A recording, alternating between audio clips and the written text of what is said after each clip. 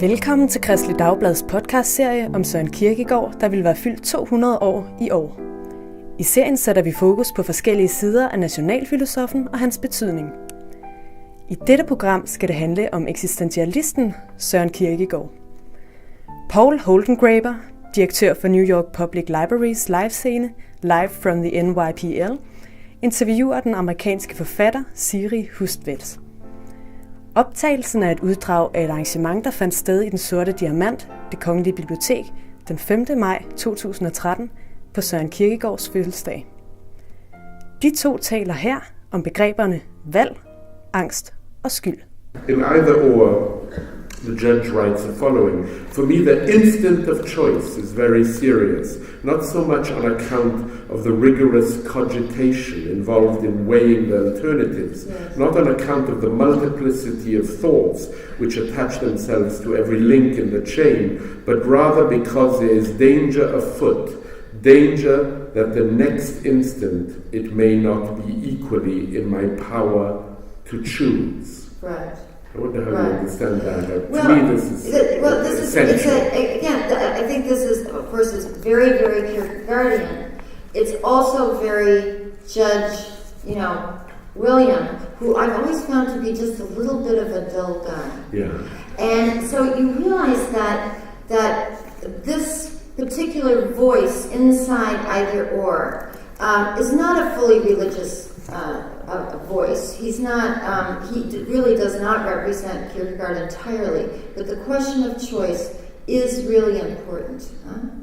And so he's saying the moment comes. I mean, the idea of the moment is huge in Kierkegaard.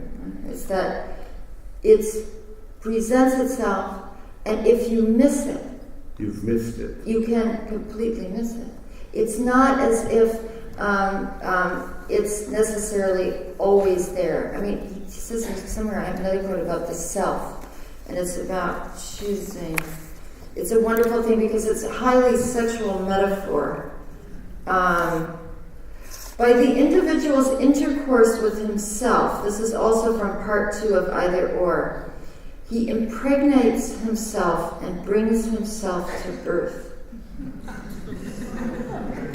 It's quite something. Can you just repeat that? I asked Pascal to By the individual's intercourse with himself, he impregnates himself and brings himself to birth. So the idea is that through, reflective self-consciousness, it is growing up in development, there's a moment comes where we have reflective self-consciousness. It's a very Hegelian idea.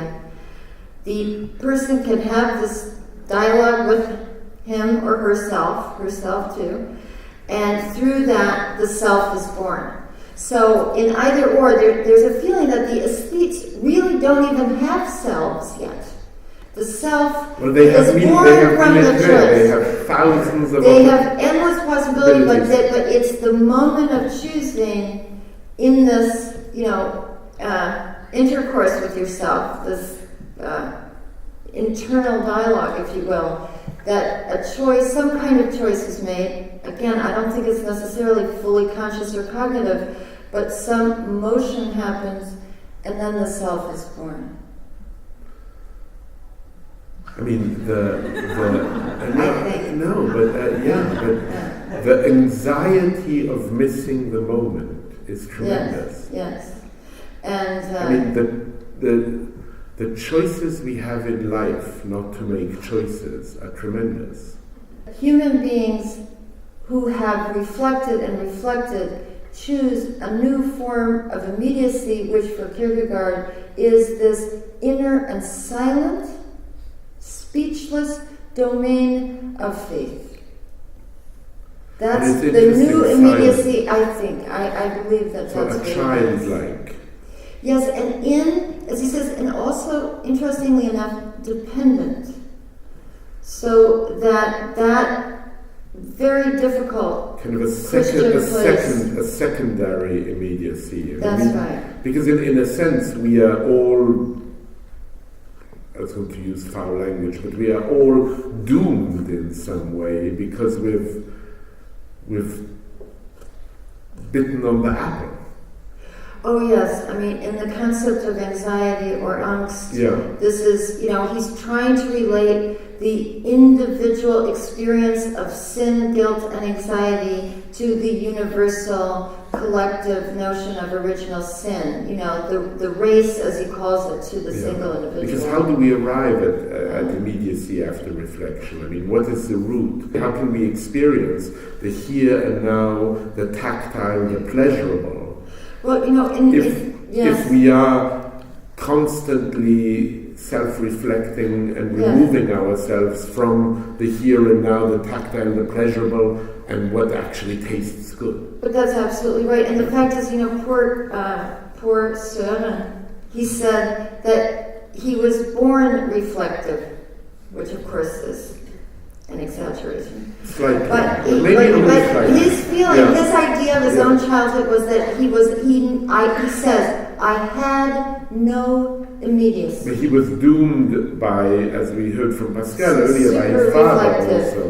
In the concept of anxiety, which is a maddening, dizzying, crazy-making book, it really is. I think he's enacting in the prose what the reader is supposed to feel. And in that text, you feel this attraction, repulsion. And the gestural or the mental images that Kierkegaard conjures in the reader, I think are very important to what we think of as the philosophical meanings. In a way, reading Kierkegaard helps us understand the complexity of multiple languages. Kierkegaard is an antidote to all simple explanations about what it means to be human. Thank you very much.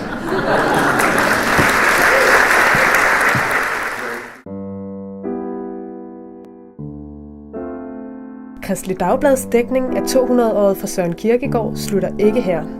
Podcast-serien fortsætter, og du kan læse meget mere om den danske nationalfilosof på k.dk/Kierkegaard.